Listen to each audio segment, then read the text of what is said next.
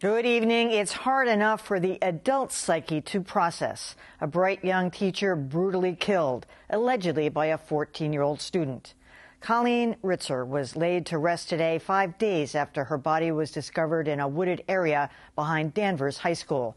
This morning, hundreds of her students packed St. Augustine's Church to pay their respects to the popular 24-year-old.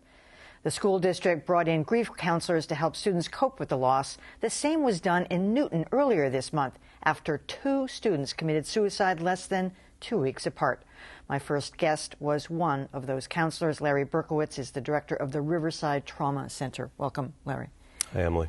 So how does this work? The school calls you up, they bring you in. Do they set up sessions for the students? Is it voluntary? Do they come to you individual? Do they come in groups? Yeah, there's a series of things that we do when we respond to a community after a disaster, a devastating event like that, but it often is being available to the students for them to either talk with us or often our role is to support the adults that are around them, the adults that they know, the adults that they're comfortable with, the counselors, the teachers, the administrators. And we like to go in and try to support them, give them the training to make sure that they're coping as well as they can, so they can in turn support the students. So we're available to do both, work with the adults and the students. What is the differences between the natures of these two things, though, when you're providing counseling to kids? A murder of someone that they know, that they respect as an authority figure, attractive young woman, but still she's not one of them, versus a suicide of a young person. In the case of the Newton kids, I think 13, 14, 15 years old. Right, a little older than that, but indeed it's hard to imagine, it's hard to fathom. And indeed, suicide and homicide are the 2 most difficult types of sudden violent deaths to get our heads around, and we know that the distress level is higher there. Both leave people wondering how this could happen, both leave people fearful, and there's a whole range of domains in which people react, not just the emotions that we're accustomed to, the shock, the terror, the deep, deep sadness, but their physical reactions, their cognitive reactions, their spiritual and existential reactions, and these are all part of what's expected after a tragic event like this. And part of our role is just helping people understand that what they're dealing with is what would be expected after something like this. There's no right or wrong way, and a lot of what we're doing is trying to help. Particularly, one of the differences I think you'll find between suicide and homicide deaths is issues of blaming selves and others after a suicide, and that just kind of comes with it. That guilt, unfortunately, is part of the package we always see. Well, in Danvers, trauma students' experience is compounded by the fact that one of their classmates is allegedly responsible for Colleen Ritzer's death.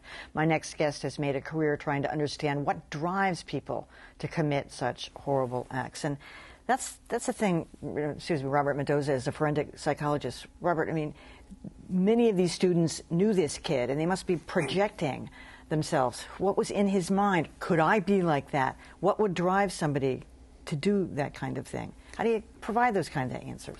Well, I think what Larry's saying is actually the point. They're asking a lot of questions about themselves. They're having to wrestle with things, and the thing that I think Larry didn't mention is there are not a lot of answers. I mean, let's just step back from this. There are 7 million teachers in the United States. Over the last 13, 14, 15 years, the average number of teachers killed in schools is 2. That almost makes it a non-statistical event, meaning that there's no way you're going to be able to plan, organize, or answer questions about an event that happens less than 0.0000% of the time. So you're not going to find that answer. 50 million kids will over 50 million kids will go to school tomorrow. A vast majority, overwhelming numbers of kids have no issues at all. Those answers just aren't going to come. You're not going to be able to find them. There are a lot of questions that are going to be asked that we don't have information about. What was this young man thinking? What did he think the relationship is with this person, with Miss Ritzer? Did he bring the box cutter to school, or did he find it there? Either way, this seems like a very impulsive, poorly planned, disorganized kind of activity. Is there a substance abuse question? Is there a question he was a new student to the area?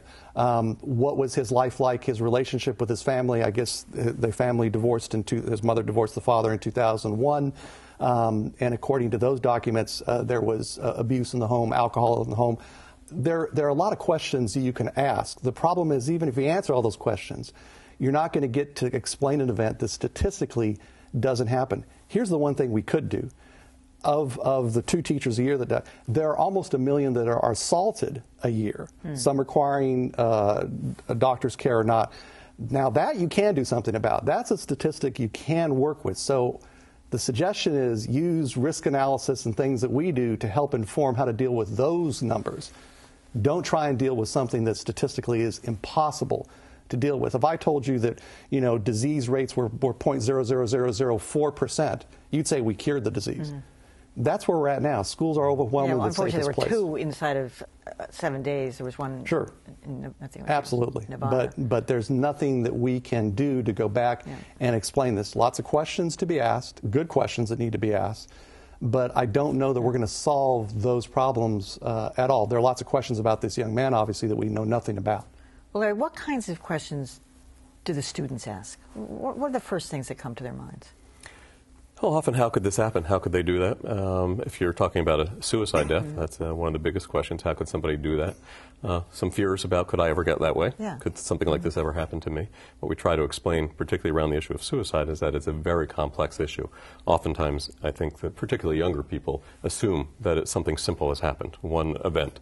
But we know that's not true. 90% of people who die of suicide have some underlying mental health challenge, as well as a whole bunch of other things going on, a perfect storm, if you will, of events, maybe with one tipping point at the end there. So we try to help them understand the complexity of the issue, which is true also with a homicide. That's usually a very complex issue.